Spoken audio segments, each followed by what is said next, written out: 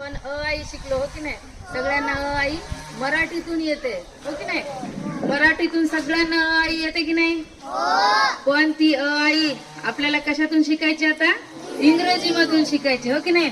फुटके sir सतत सांगत असतात आपल्याला इंग्रजी शिकायचंय. मग आमच्या वर्गातले जे तिसरीचे मुलं आहेत त्यांना अ पासून न्य पर्यंत आपण काय केलं होतं.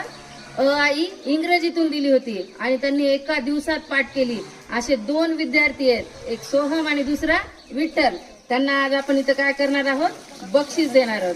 चला सोहम, त्यांना बक्षीस द्यायला आपण ये मा इकडं.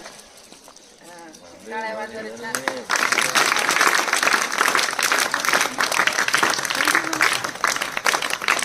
थँक्यू म्हणा.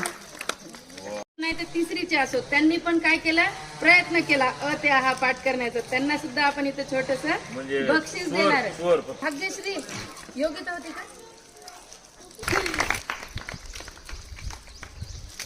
पण धडा वाचून नंतर त्याचे प्रश्न उत्तर काढतो की नाही. म्हणजे प्रश्न एक तर शक्यतोवर आपण त्या पुस्तकाच्या खालचे किंवा मागचे धड्याच्या मागचेच लिहित असतो.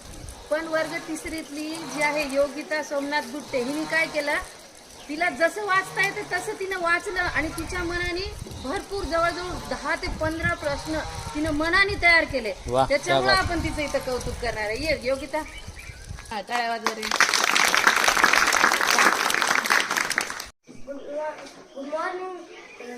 Good morning, all of you. My name is Soham. Thank you for this gift. Thank you, Kali Madam. Thank you, all of you.